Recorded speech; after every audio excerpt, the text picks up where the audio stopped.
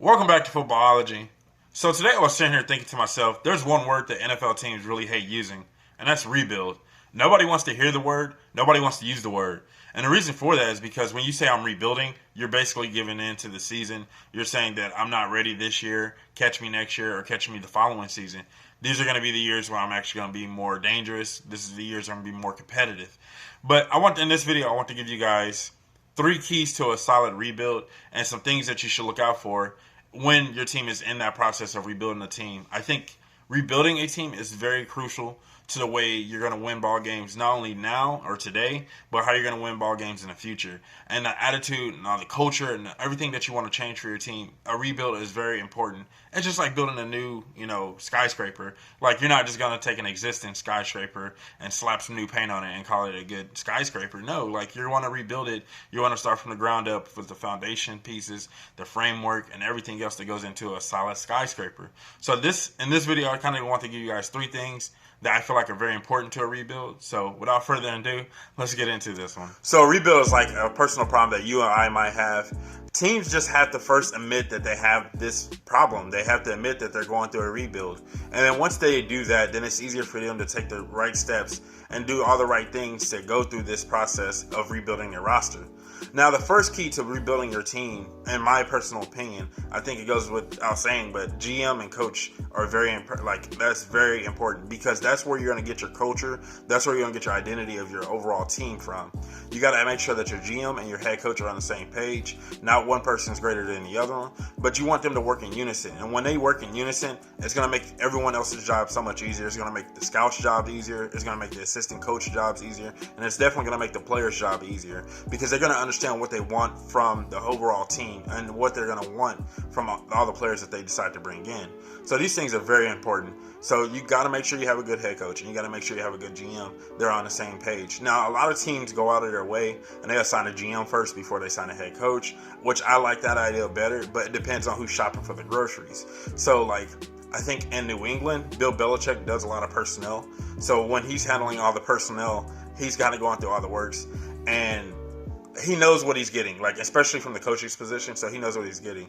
Some coaches are saying, okay, you know what, you're the GM, you just give me the groceries, give me all the ingredients, and I'm going to cook the meal, and I'm going to make sure it's prepared right. So for me personally, and the way I look at it, I think it's hard to say this, but it seems very biased in my opinion, but I think the GM should be the one shopping for the players. I think the GM should be the one handling all the personnel problems, because I think the head coach needs to stay focused on the team itself. But this is why they have to work in unison.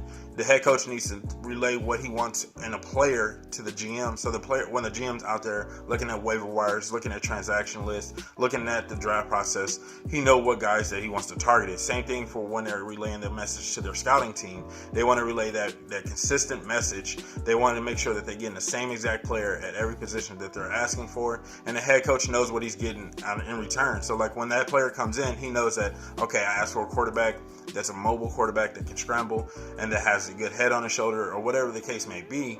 Then he knows what he's getting out of that quarterback, and he doesn't have to ask any questions. So for me, I think that hiring a GM and then letting it trickle down from there is very important, in my personal opinion. Then you get your head coach, and then you can just start really building that foundation and that culture of your overall roster. So now you have your GM and your head coach in place. Now these guys are going to go hand in hand. We already established that we know what we want from our players.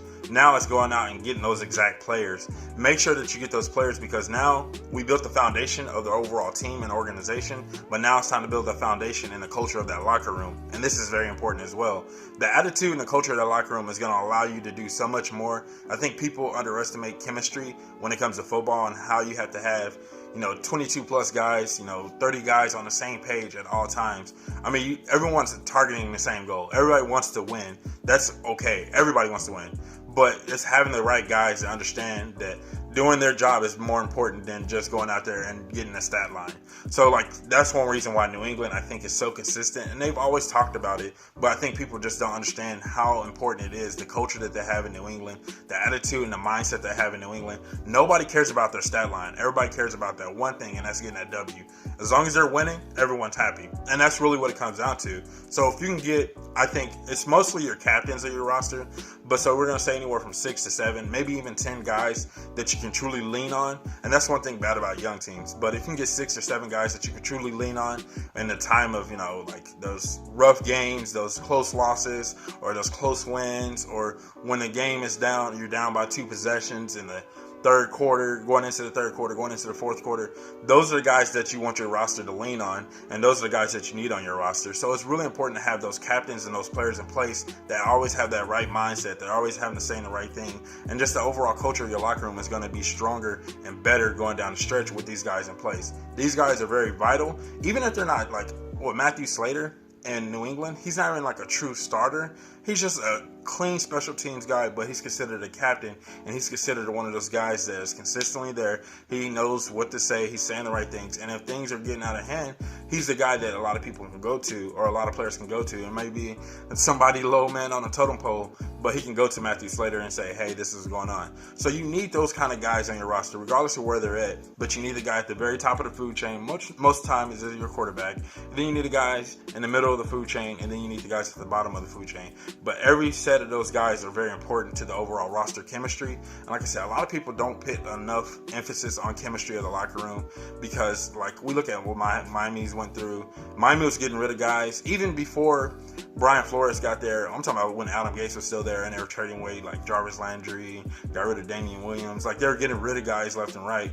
That's the culture of that locker room was completely in shambles. Like it was just nothing there.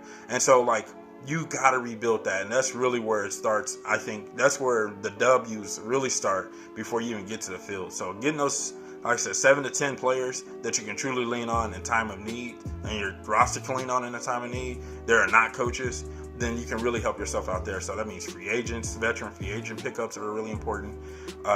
Getting the right draft picks and guys with the right attitude are very important. So you got to really kind of find yourself and like make sure that you're putting in the right guys in the place, because if you're not putting the right guys in place, then you're just going to overall hurt yourself. So the last key to having a good rebuild is a solid draft. So now steps 1 and 2 definitely play in place here. Having that coach and GM on the same page when you're in the war room and trying to put together your draft board or your big board of guys that you want. This guy has a good attitude. This guy has personal issues, but he's a really talented player. Things like this, like those things you have to have in place already when you go into the draft. So when you go into your draft, you can have a solid draft. You can get 7 to 10 guys out of the draft that you can feel like starters, can be starters on your roster at one point or another. I mean, sometimes the guys at the bottom of the draft are not necessarily starters, but everyone you draft, you feel like they can start at one point or another on your team. So that's why you go out and get those guys. So the first round draft picks are cute and all, and that's where everybody looks at, but it really is those guys at the bottom of the draft, the third round, the fourth and fifth, 6th and 7th round guys. That's where your team is really truly built. And so when you see a lot of teams, like even Seattle, I think they went into this past draft with like a handful of picks, and then they wind up finishing with like 10 or 11 picks, because they know that the bottom half of the draft is where you really want to find the meat of your roster. That's where you're really going to find a lot of good guys. And sometimes you can get guys for cheap or next to nothing, because he may be hurt, or he might be coming off an injury and he's still talented. He might have some personal issues, but like step 2, if you build the locker room correctly with those right players, then you can go get a guy with personal issues and things like that. And you can have those guys come in your locker room, and they don't affect your locker room. Your locker room affects them, and then they can be built up as better players. Prime example for Seattle, Frank Clark, when he was coming out of Michigan, troubled guy, horrible guy. Nobody wants to touch him with a 9-foot pole. So many questions about what he was as a character. He goes to Seattle and just, I'm not going to say disappears, but he goes to Seattle and his character questions disappear. He becomes a stand-up guy. He becomes a guy that a lot of players want to lean on, and he becomes that character. And it's because of the strong locker room that they already had in place. So those things are very important. Like step 2 is very important when you want to bring in a trouble guy through the draft. So like that's something no one talks about. Even Tyrann Mathieu, when he was coming out of college, he was a troubled guy, and he went to Arizona with Patrick Peterson and a lot of Larry Fitzgerald. They had a lot of not superstars, but they had a lot of captains, a lot of older guys there that kind of help him along that process. So step 2 is important, but step 3, having a solid draft, making sure that you put the right players in place, that you can go out and you can start every Sunday, Thursday, Monday, whenever, but you can start and they can go out there and perform at a high level. So this is going to be even more important. So now you're starting to, I guess you could say, pin up the walls in your skyscraper, or starting to kind of take shape of your team, or your roster starting to take shape. And once your GM and your head coach is on the same page, you ain't got nothing to worry about. Your locker room culture is set in place. You don't have nothing to worry about there. Then you can go out and have those drafts where you're taking the question guys, but you know that your locker room is strong. You know that your GM and head coach is going to be on the same page, and that everyone can go out there on Sundays and not worry about anything but just getting that W. And so if you're an NFL team, in my personal opinion, and somebody say you're going through a rebuild, don't look at it as a bad thing. Look at it as like, okay, I have a problem. I'm going to fix this problem. And so by doing so, you can go out there and you can go get the right guys. You can go out there and be honest with yourself. Okay, we need a quarterback. We need a left tackle. We need a running back. We need this. We need that. And when you're more honest with yourself, you're not kind of hesitant to do certain transactions. You're not hesitant to go pick up certain guys, or you're not hesitant to draft certain guys. But if you can be honest with yourself and your NFL team, definitely go out there, get the right guys for your roster, and come back next year stronger and better. I mean, I'm not going to say football is going to be around forever, but I mean, today is just today. Tomorrow can be a better day. For sure. So that's all I have for this video. Let me know what you guys think in the comment section below. Did I miss a key step in this whole entire process of rebuilding a roster? Is there some steps that you feel like are more important than the steps that I mentioned? Definitely let me know what you guys think in the comment section below. And if you're not a footballologist yet, go and subscribe to the YouTube channel today and become a footballologist. Stay safe, football fans.